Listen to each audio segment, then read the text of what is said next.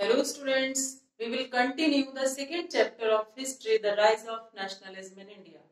Students, before we have read about the non-cooperation movement and the communities which had played an important role in this movement. And today we will discuss about some communities which had played an important role in civil disobedience movement. तो students हमने non cooperation movement भी पढ़ा था. अब हम देखेंगे कि civil disobedience movement में किन किन कम्युनिटीज ने, किन किन समुदायों ने उसको ज्वाइन किया और उसमें सहभागिता दी. तो आइए देखते हैं. ये चैप्टर है हमारा rise of nationalism in India, the role of social groups in civil disobedience movement. First of all हम बात करेंगे रिच पीजेंट्स की.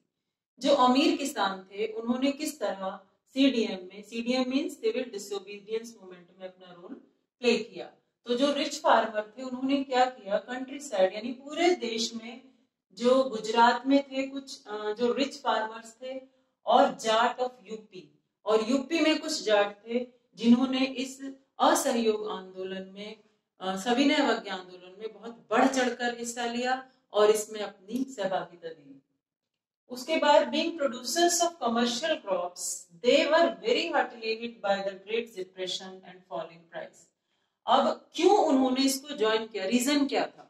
रीजन ये था कि जो कमर्शियल क्रॉप्स ये उगाते थे, कमर्शियल क्रॉप जैसे गन्ना था, जूट था, कपास था, दालें थी, तो ये कमर्शियल क्रॉप उगाते थे, लेकिन इन कमर्शियल क्रॉप्स के जो दाम थे वो बहुत ज्यादा गिर गए थे और मंदी होने की वजह से उनको क्या हो रहा था कि जो प्राइस में मंदी हो गई थी, जिस वजह से वो बहुत ज्यादा परेशान हो रहे थे और उन्हें नुकसान हो रहा था.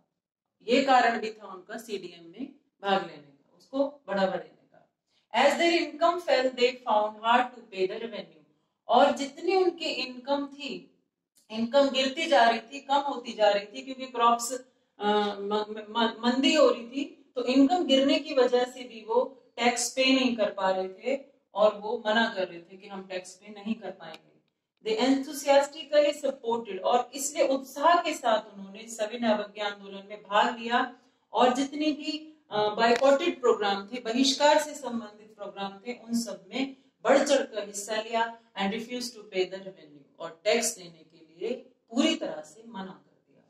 Then for them high for swaraj, उनका मेन रीजन क्या था स्वराज को ज्वाइन करने का? क्योंकि उनको अभी फसलें नहीं हो पा रही थी, टैक्स भी नहीं दे पा रहे थे, मंदी हो गई थी और उसके साथ ही टैक्स जो उन पर थे, हाई टैक्स लगा दिए गए थे. इस वजह से उन्होंने स्वराज ज्वाइन किया और वो पूरी तरह निराश हो गए थे, इसलिए क्योंकि वो समझ नहीं पा रहे थे कि हम क्या करें. और इससे पहले कि उनकी मांगे मानी जाती रेवेन्यू टैक्स से संबंधित, 1931 में बिना किसी रेवेन्यू रिवीजन के, यानी जो टैक्स कम करवाया जा रहा था, उस टैक्स को बिना कम किए ही 1931 में ये मूवमेंट बंद हो गया, जिसकी वजह से बहुत ज्यादा वो परेशान हुए.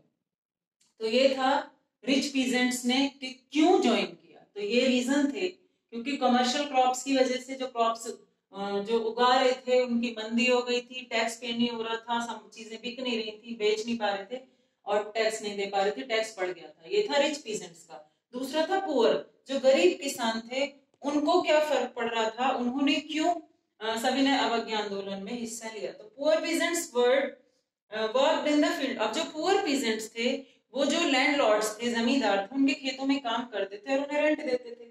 लेकिन यहाँ पर क्या हुआ, जब इकोनॉमिक आर्थिक मंदी आ गई तो वो लोग को रेंट पे करने में एबल नहीं थे, उसको नहीं दे पा रहे थे, और their demand was forgive their rent. और उनकी डिमांड थी कि हमारी रेंट को माफ कर दिया जाए, यानी लैंडलॉर्ड से उनकी शिकायत थी कि हम रेंट नहीं दे पाएंगे, टैक्स नहीं दे पाएंगे, तो उसको माफ कर दिया जाए. इसीलिए उन्होंने ये सीडीएम को ज्वाइन किया. दूसरा रीजन था Congress did not supported no rent campaign because Congress did not want to spoil the relation with rich farmers. अब यहाँ पर क्योंकि कांग्रेस उस समय एक पॉलिटिकल पार्टी थी और लोगों को उम्मीदें भी थी कि ये कुछ करेगी, लेकिन रीजन क्या रहा, कांग्रेस किसी भी तरह से ये जो पुअर किसानों की मांग थी उसको नहीं उठा रही थी. नो रेंट कैंपेन जो था, नो रेंट कैंपेन, इस शिकायत को वो नहीं उठा रही थी. क्यों? क्योंकि इसका रीजन था कि कहीं जो रिच फार्मर्स हैं, जो लैंडलॉर्ड्स हैं, उनके साथ कहीं उनके रिलेशन खराब ना हो जाए.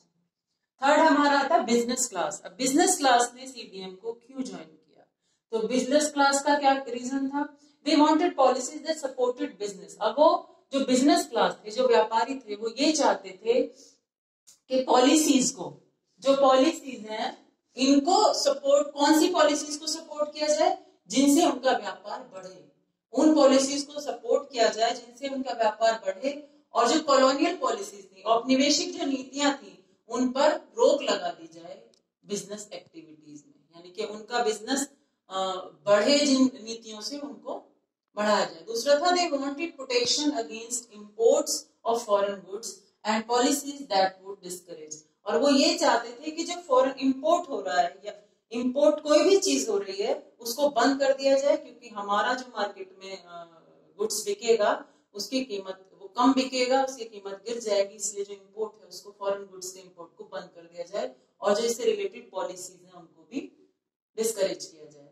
थर्ड था दे फॉर्म द इंडिया। अब उन्होंने क्या किया? इन सब चीजों के बाद उन्होंने एक ऑर्गेनाइजेशन फॉर्म किया जिसका नाम था FICCI। ये किस लिए किया? कि जो कमर्शियल ग्रुप था अपने को सपोर्ट करने के लिए, यानी federation of Indian chamber of commerce and industries led by GR Birla and Purushottam Das. GR Birla और पुरुषोत्तम दास ने मिलकर ये एक संगठन बनाया जो व्यापारियों की मांगों से, समस्याओं से संबंधित था, और जो जिसके हेड ये दोनों थे। दे सपोर्टेड सीडीएम फाइनेंशियली, क्योंकि ये दोनों ही, ये जो ग्रुप थे, जो हमारा बिजनेस क्लास ग्रुप था, व्यापारी थे, वो क्या कर रहे थे? वो सीडीएम यानी सभी ने अवज्ञा आंदोलन में पैसे से सहायता कर रहे थे, फाइनेंशियली इसको सपोर्ट कर रहे थे। और क्या कर रहे थे कि कोई भी इंपोर्टेड चीज ना बेची जाएगी, ना ही खरीदी जाएगी। जो बिजनेसमैन थे saw swaraj as a time, उस समय जो व्यापारी थे उन्होंने स्वराज को उस समय कैसे देखा?